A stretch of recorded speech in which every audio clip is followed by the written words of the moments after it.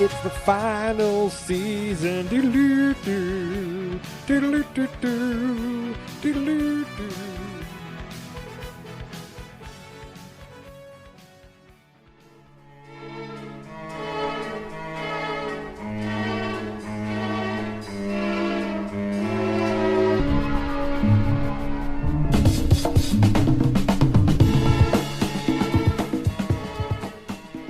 Happy Saturday, everybody, and welcome to the cutest Mad Men podcast on all of cyberspace, Made Man, where today I just finished watching episode 1 of the final season of Mad Men.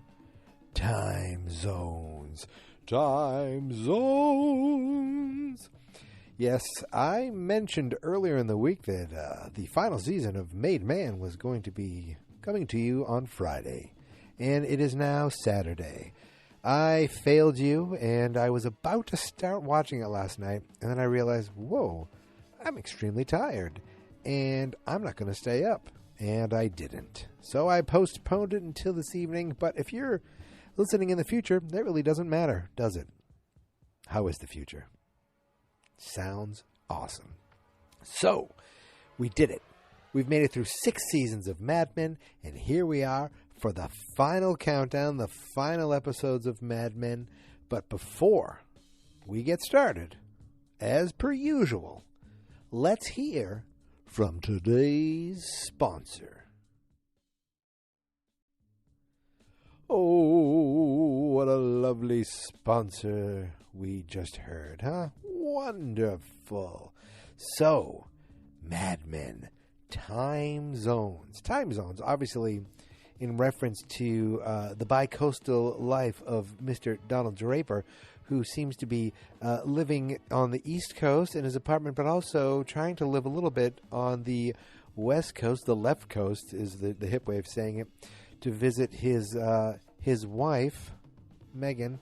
And now my dog is waking up, so at any moment I could stop recording.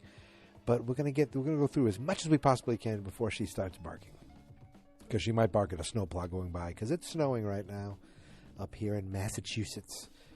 So the episode doesn't actually open with Dawn, or does it? It opens with Freddie Rumsen. We haven't seen Freddie in quite some time. He's one of the Murray brothers. I forget his first name, but he's a Murray. He's Bill Murray's brother, and we haven't seen him in some time. But here he is pitching what sounds like a really smooth, suave, wonderful idea for a timepiece. He's pitching it to a Peggy Olson, and I'm thinking, oh, is Peggy in Don's office? Peggy took Don's job. This is cool. This is cool. And Peggy is shocked by this pitch, and Freddie's like, oh, he jokingly is insulted. He's like, oh, I can't believe you. Why wouldn't I be able to think of something that's cool? Peggy thinks it's a great idea, and even adds to it a little bit. It's about Accutron watches. It's not just a timepiece; it's a conversation piece. But Peggy was like, Accutron watches, time to have a conversation. Freddie likes his more, but Peggy was still very happy with it. And she's like, I'll bring it in. I'll bring it in to the account person, because she is not taking over Don's job. And in fact, why don't we just go through their whole thing altogether? Can we? So she is part of the creative team still. There is Stan still there. And what's his name? Michael Ginsberg is still there. There is another fellow that I recognize still being there. And then there's a new fellow who I thought for a second was Harry. He has the Harry glasses. He has the Harry hair. But he's not Harry. And I don't know his name yet. But they're all there in what used to be Donald Draper's office. But no, it is Lou something. Now, I remember seeing this guy at the end of last season. He was getting off the elevator when Dawn was kicked out or sent on sabbatical, sent on leave. Remember, Dawn was like, oh, you're here early. And this guy has taken over Don's office, and he does things a little differently. he listens, but he says a couple, I think he's a little racist to Dawn the secretary. He says things like, what is this, Gladys Knight and the Pips? And then he says, oh, thank you, nurse. He calls her nurse. And then he's very, like, he's a little more dismissive of things. So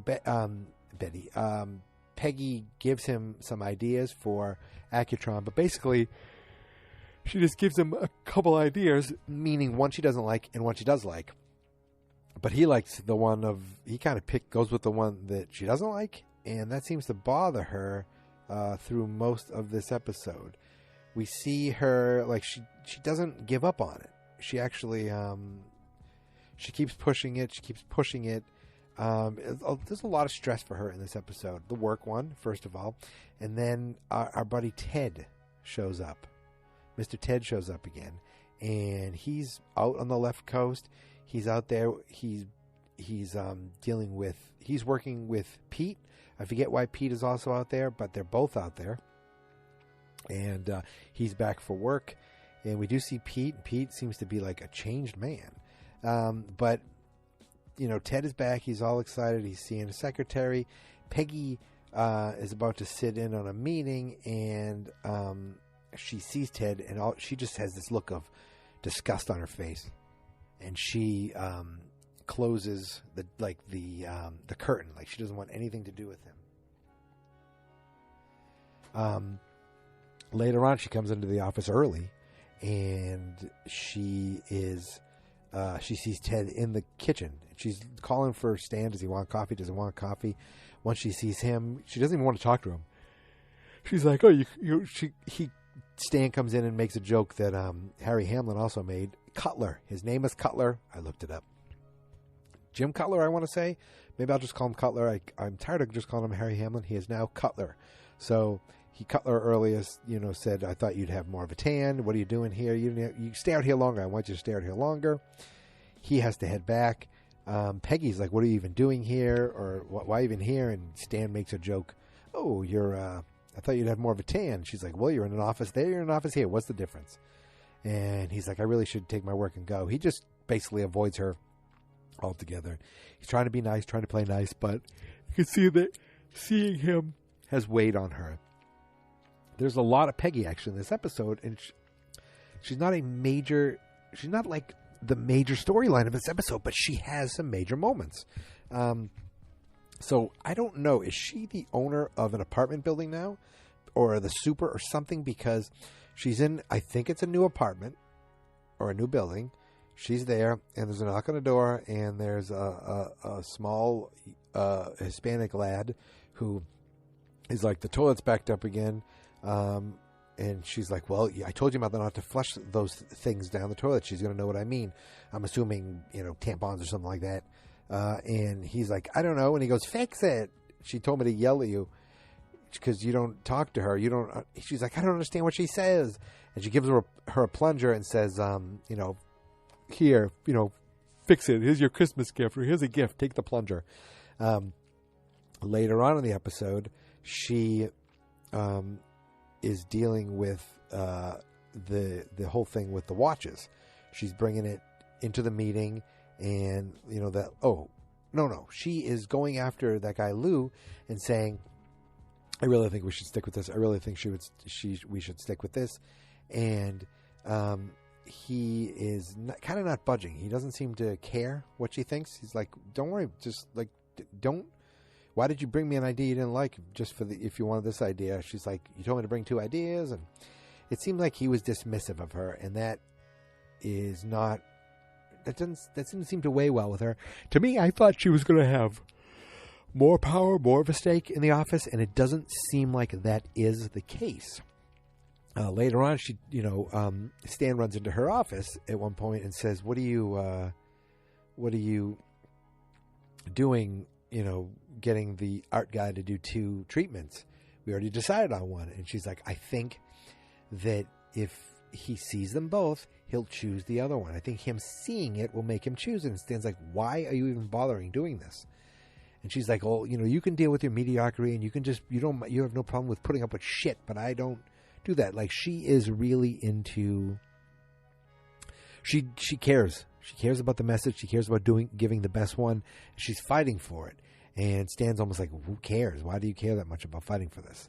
And I get it. I understand. Like, there are things when you have something at work that you want to do, and you know yours is the best one, or your idea you really believe is the better idea, you push for it, or you push for a project, or you just push to do something a certain way. And I get that. And I see that. But I also see the look. If everyone else is happy, just do it, and live to fight another day. While she's at work, she gets a. I'm doing pretty good just from memory. I'm not looking at anything on the screen right now. This is like the old fashioned way of just going from character to character. Classic Maid Man, huh? Classic.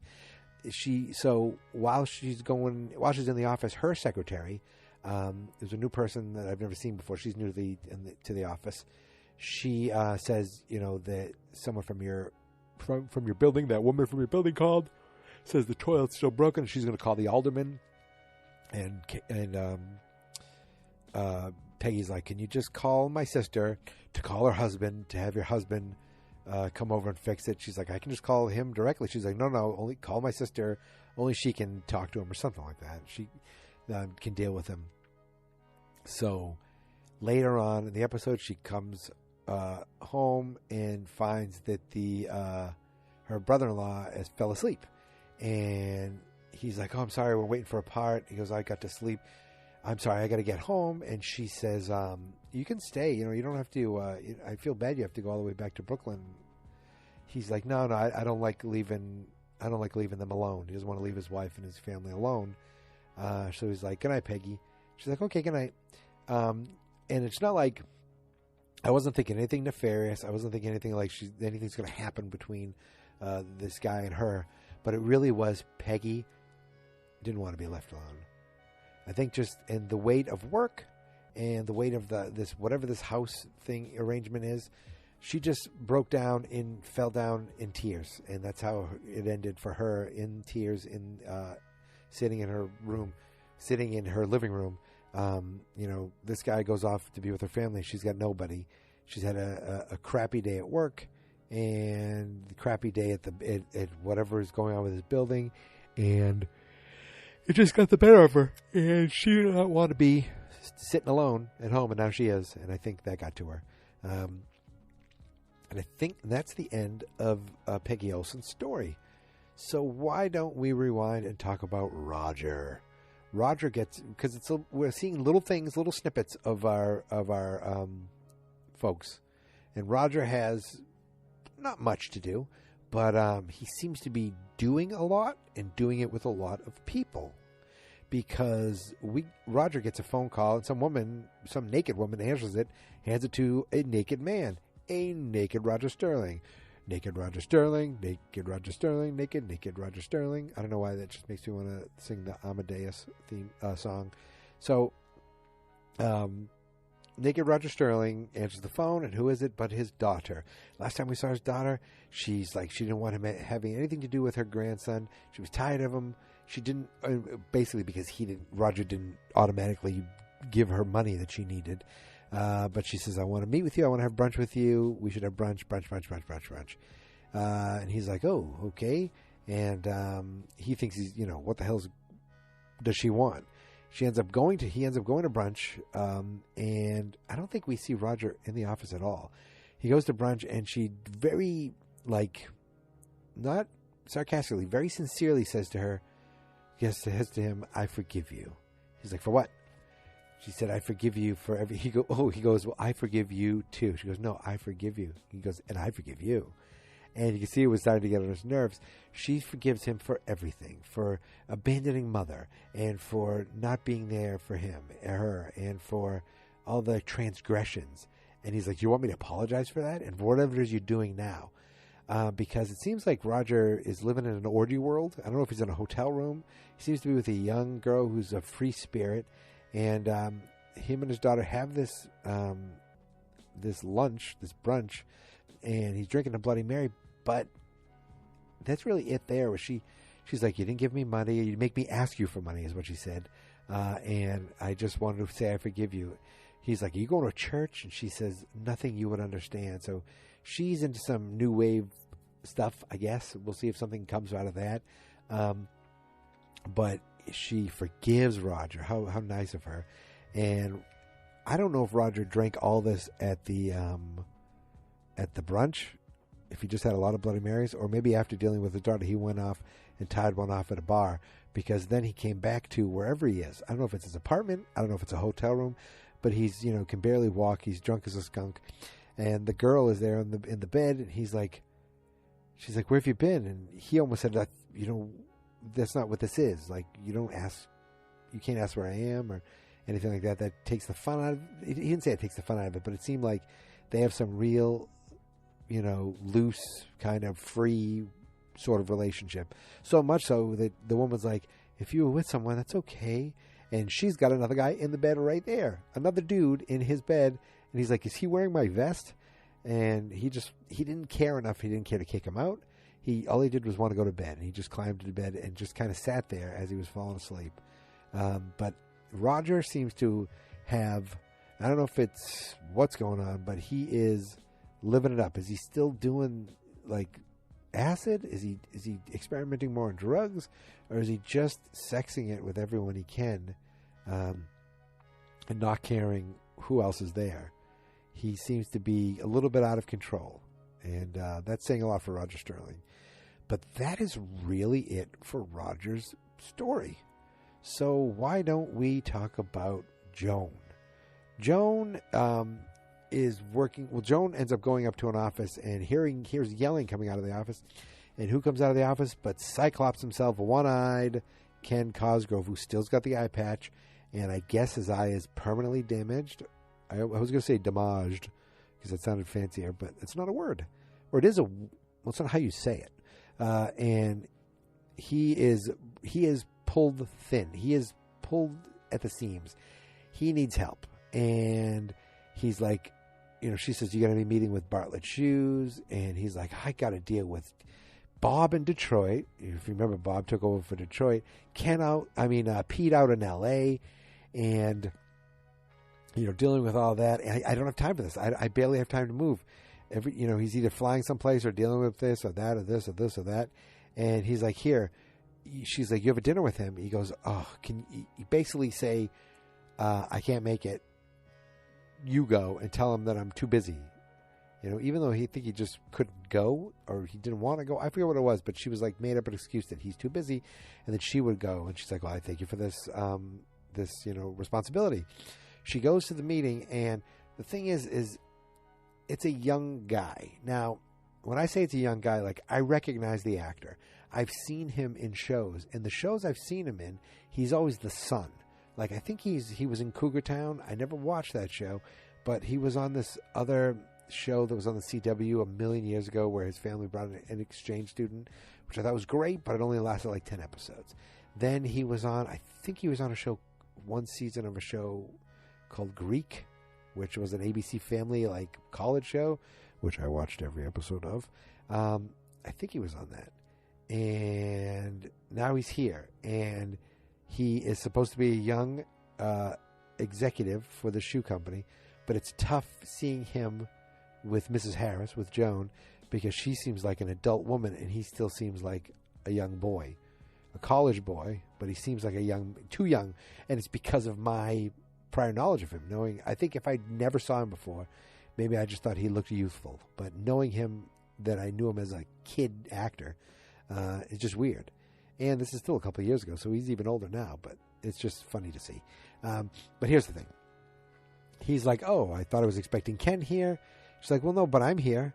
He goes, well, I should probably reschedule. She goes, well, why don't you have a seat? And just for a few minutes, he's like, I feel like this conversation should be sent to Ken. And basically the conversation is, I've been hired to look at our ads, and I'm here to basically tell you that we're going to be moving all our ad in-house. And she's like, oh, this does seem like a larger conversation. Let's order a drink. And he's like, I'll have a Coke. She's like, I'll have a Coke too. That's all they That's all he wanted. Made me think he was younger. He's like, I have an MBA. I've been forced or taught to do the 4 P's, which is price, placement, and 2 other P's, I think.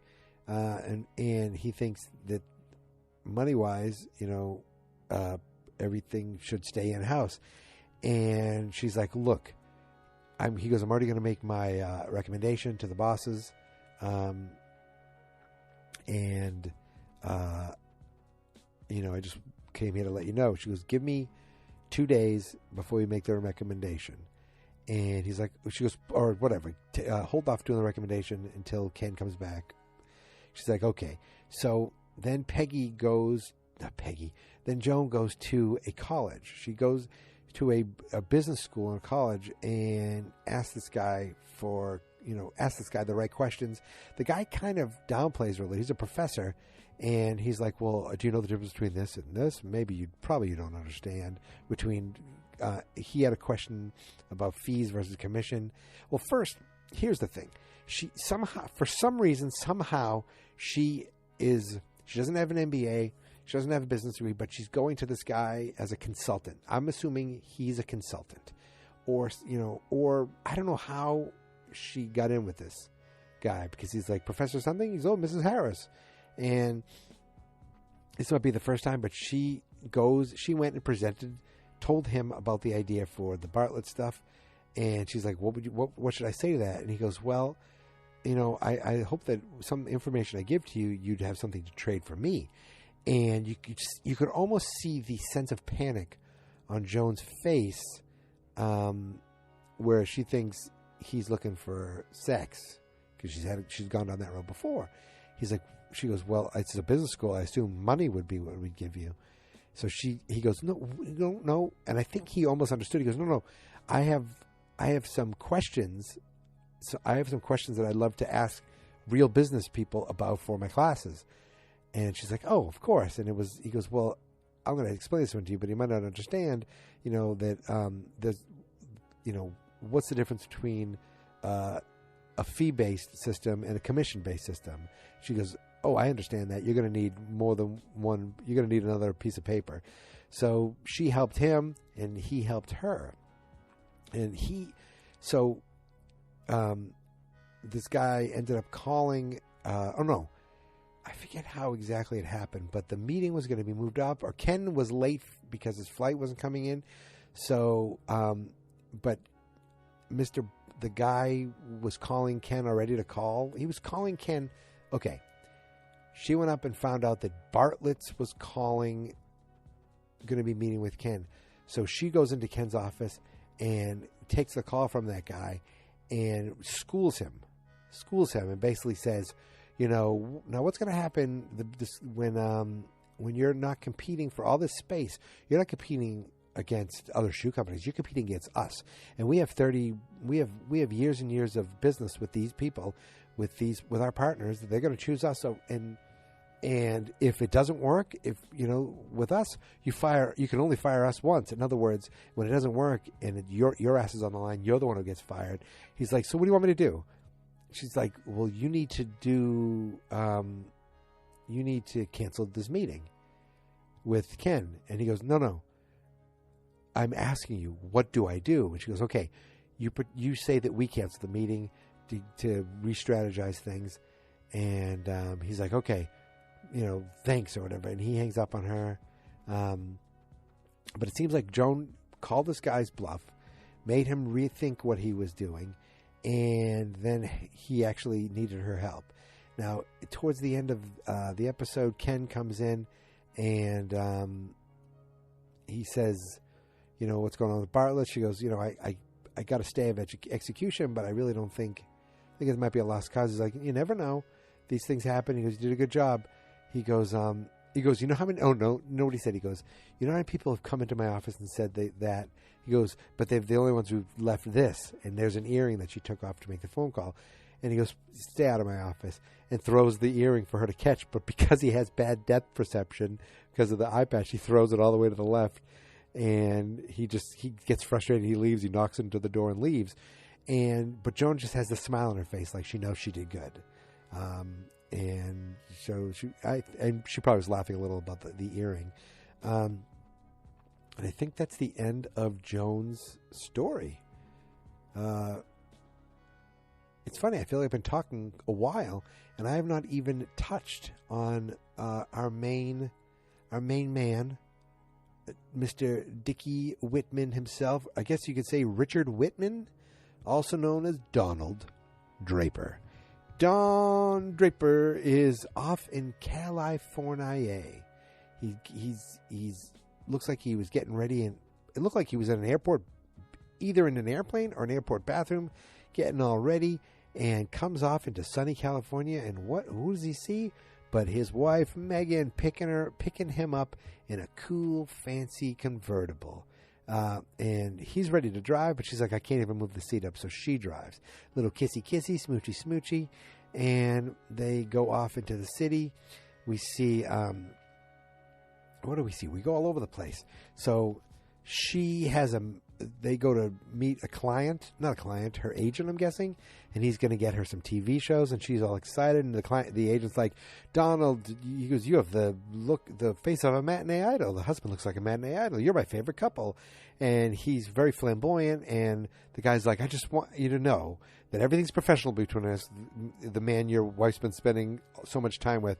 And Don Draper goes, oh, I'm not worried about that. You can see that Don's like, yeah, I don't think you're into Megan, like, without saying it. But it was pretty funny. And the guy has Megan some. He has like a good news for her that I don't know if it's a callback or something, but maybe she has a job at some show on NBC. And but he's like, and we don't have to worry about getting your teeth fixed right now.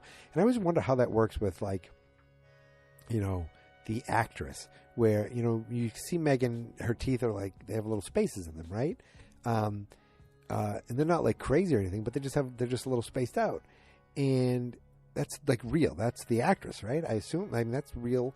And you have to be like, look, we're gonna comment about your actual real teeth here in this episode. Are you okay with this? You know what I mean? Like it's just like, I'm always interested in how that works. Like, do they have to approach them and go, look, or does she read the teeth and she's like, what the F? They're talking about my teeth? I just thought that was curious. Very, very interesting curious little aside.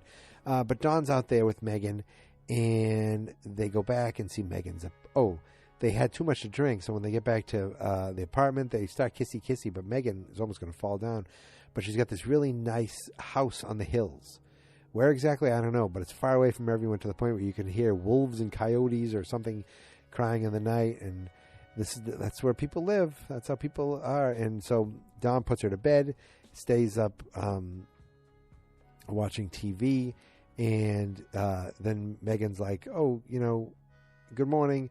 You got to get to work. And she goes off to work or to some audition or to class or something. And Don goes off to see Pete.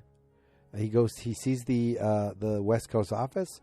He meets a young blonde real estate agent who's working with Peter. And my first thought was, Don's going to sex this real estate agent. But I don't know. Maybe Pete is sexing her, or maybe Pete has already sexed her. But Pete, so they go to meet. Don's like, I got to go to work, and I'm still like, what is work? What is work? Because they didn't let you go, but they kind of sent you away. So what are you doing? So Pete and Don meet at a deli. Pete walks in, and it is like, who is this guy? His hair's moved back a little more, but he looks like he just came off the golf course. He's got the friggin', he's got the alligator shirt on. I think, is that Izod? He's got the sweater tied around his head, like the yuppie looking thing. And I think Don call him yuppie or hippie. I think he still called him a hippie. And he's got these plaid pants on, and he comes in, and he's Don, and Don gives him a handshake. He gives Don a hug. And they sit down, and they talk a little bit about they order food, and they just talk a little bit. And Pete talks about how much he loves it out there, And he says like, he goes, there's no culture. The bagels stink. Everything's flat. Oh, because he goes, do you have a room with a view? Oh, no.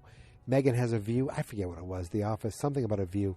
And Pete's like, everything's flat and the air is brown. And he goes, but I love the way it moves. The ground shakes or something. He's like, geez, you're talking like a hippie. I feel like I'm getting rapidly tired as I speak. Like I'm almost starting to like fall asleep. But I'm not going. I'm not leaving. I'm not done. They do go over to the office to check it out. And Pete kind of gives him a little tour. That's where he meets the real estate person who's trying to get Pete into something more permanent because Pete has an apartment. And he's like, I think she tries to get, I don't know if she's trying to get work with Dawn or if she's just trying to be flirty. But even Pete's like, oh, Dawn, she's like that with everybody. But he also says, I noticed you came out here to see, I noticed, that you're out here the exact same time that Ted is over there. But again, and Pete's like, I'm really sorry if I was, have you done anything? Have you heard anything? No, he goes, I'm really sorry. If I was still there, I would, I'd fight for you to be back right now. I'd want you to be back. And I think that's it with Pete. Later, Megan is back with Dawn. Oh, and they get a phone call. Oh no, there's a ringing of the doorbell, and there's a delivery. And what is it but a bigger TV? Dawn ordered a big TV, and Megan I don't know if she was not happy about it because she didn't ask, but he's like, you're going to see yourself in color TV. I want you to see you big. And she's like, don't jinx it. But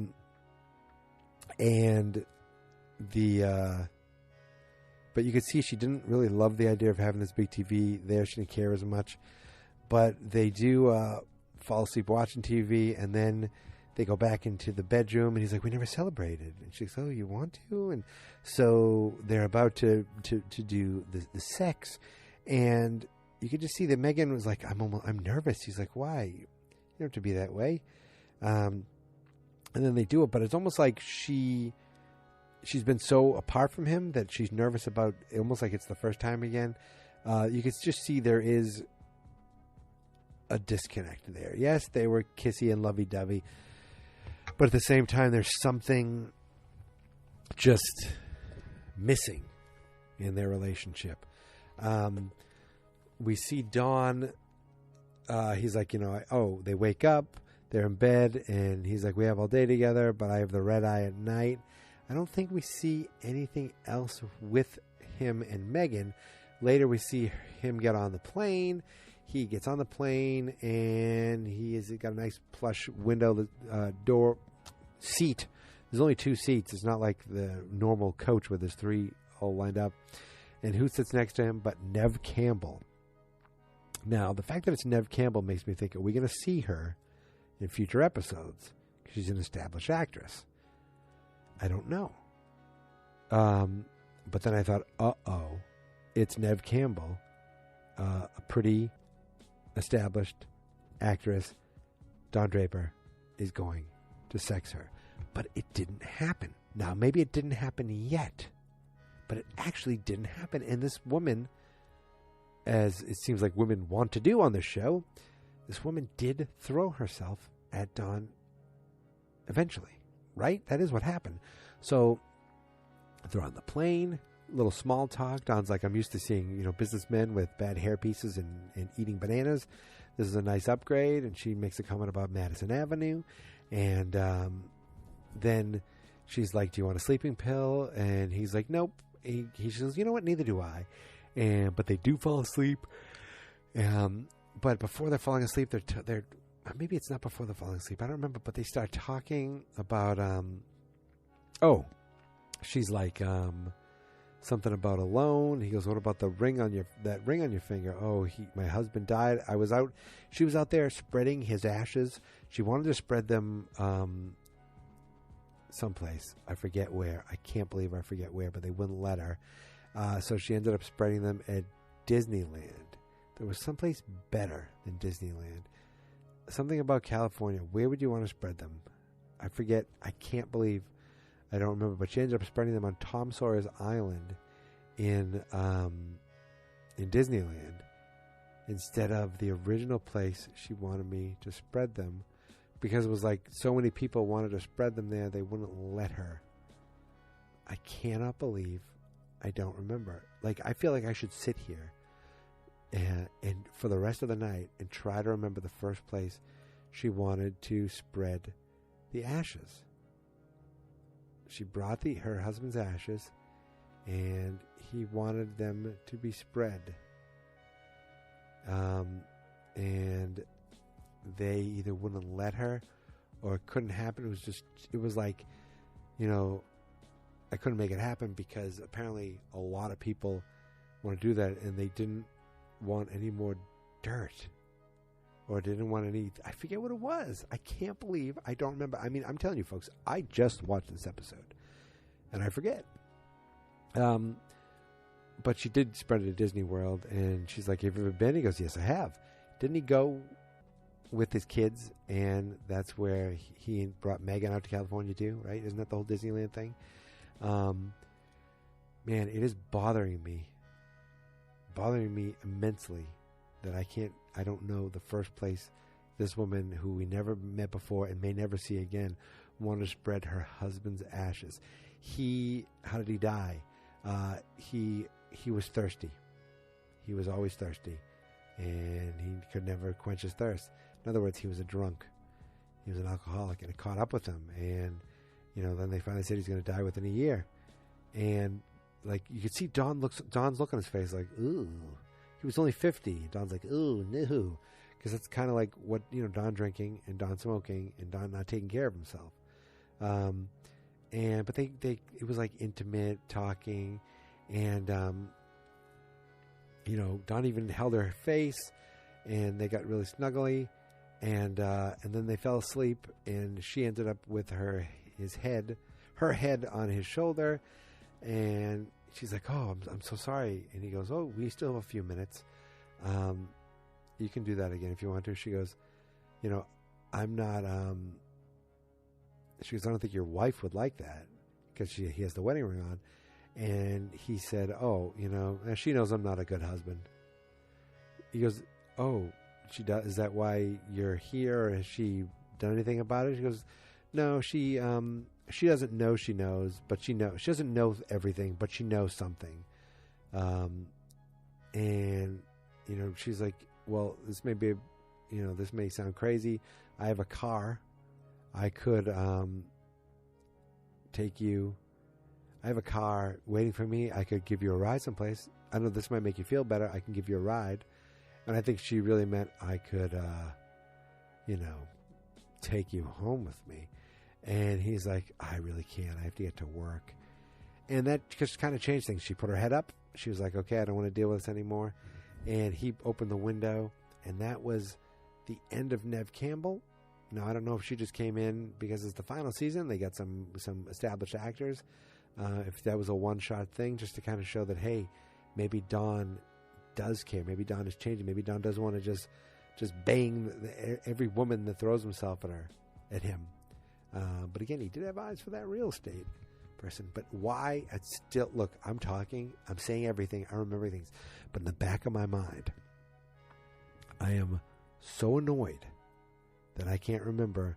This guy wanted to take his ashes and like have them spread someplace, but they didn't let him. So then she went and spread them in Disneyland, Tom Sawyer's Island. I'm annoyed. It has nothing to do with the show, with the episode, but it's annoying me. So, what does Don do when he goes to work? He goes back to his apartment. What? What are you talking about? Knock on the door. Who comes in? Freddie Rumsen. What is going on here? What is Freddie doing with Don? And then it dawned on me. Freddie isn't doing the freelance ideas. He's just the delivery man. And then he says to Don, "Your door is wide open here. Why don't you want to close it? It's freezing out." His sliding glass door won't close, and he doesn't. He tries to close. He doesn't close it. Freddie went and got some lunch and said they loved your Accutron idea. I don't know. Peggy tried to lift a leg to it or something like that. Like, I don't know if she tried to piss on it. That's what she meant. But Peggy was in love with your Accutron idea. Oh, and I have a meeting with this and that. So, he goes, you make me look good. He said, like, so Freddie is out there freelancing with these great ideas that are coming from Don Draper. And he goes, why don't you just, enough with the Cyrano act, get in there, say who you are, and get us both a job. And Don's like, I still have a job. He's like, yeah, but, that's been 2 months. Have they even called you? He goes, no, but they're still paying me. And Freddie's happy that he's getting this work. Don's paying him to do this consulting work. So Don is freelance consulting on the backside of things, on the down low. Freddie's being his face, his earpiece, his mouthpiece. And really, that means Don can go anywhere. Doesn't it just have to be Sterling Cooper and Partners? That's why Freddie's going to these other firms too, and Don's just making bank while he's also getting paid. He's double dipping, and I love it because Don is still a man of ideas. He has these ideas, and he's really good at them. And Freddie Rumsen really isn't as good at these things. That's why Peggy right away was like, she couldn't believe that Freddie. That's why Peggy knows her stuff, because she couldn't believe that Freddie came up with such a great idea. You know why she couldn't believe it? Because she's right. He couldn't. It was Don Draper's idea. Later on in the episode, Don is sitting. I think this is when he was listening to the President Nixon speech, I think. But he sees that his sliding glass door is still not closed. And he goes to close it. He goes to close it. He's got alcohol sitting, he's looking at a bottle of wine like, should I even drink this? I think it was unopened. I don't know if he was going to drink it. I don't know what. But he did drink on the plane, so that doesn't make any sense. But he gets up, tries to close the sliding glass door, opens it. Instead of closing it, just goes and sits outside in the freezing cold in his pajamas and a bathrobe. And that's how the episode ends. Now, I think it's kind of his way of I'm trying to think, is he trying to clean himself? Is he trying to... Did that woman on the plane, was she just a wake-up call? Was she just like... Did she scare him enough? Is that where the beginning of this renaissance... Is this the beginning of the end of Don Draper? Like... Why is he out there? Is he out there just because he misses Megan? Is he out there because he's screwing everything up? He says to this woman on the plane, I thought I could do it this time. I thought I could make it work. He says, did I damage the vessel? Like, what does that mean? Did I damage the vessel? Like, the vessel of the Don Draper persona? Did he actually ruin it? He's in one marriage that was broken. He eventually has been asked to leave his work. And he's in another marriage that he feels is crumbling and slipping away. I mean, they don't even live in the same part of the country. Is that what he meant by the damaged vessel? His own being? Like, not like, your vessel is your body, right? But is this like the persona of Don Draper that he's built for himself? Is that what he means? I don't know. I think that was... I love talking about this stuff. And, I think that covers this episode. Time zones. I can't think... Oh, my God. Well, time zones, time, the watch, Accutron. Oh, there's something. And then, of course, West Coast, East Coast. And it's not just Don and Megan. It's Ted going back and forth. It's Ken having to deal with Bob in one time zone, with Pete in another time zone, and he's off on the East Coast going crazy, needing help. I think that covers the kind of the title, and I think that covers this episode. I can't believe we're at season 7, and I've stuck with this podcast. That's what I'm pretty proud of this podcast, because you're not getting a lot of research. You're just getting the thoughts of someone who just watched a TV show, and I do it for me, I do it because I like to get these thoughts out and think about it. It helps me expand my thoughts of the show. And if you find any entertainment in that, then I am just eternally grateful. So much so that I want to thank you. I don't know why I started doing this, but I want to, listen, you can find me on Twitter at Geek Mentality. That's where you should follow me. But the show is on Twitter at MadeManPod. The website is fansnotexperts.com. And this is it. The final season. I can't believe it. Now, I have some thoughts about how I'm going to end the show, because there's going to be a series finale. And the series finale of Mad Men is not the series finale of Made Man. I'll just leave it at that for now. But until we meet again next week, I just want to thank you. Thank you for traveling along on this cosmic journey of internet shows, and thank you for staying with me all these years as I continue this final push, this final journey on my quest to become a made man.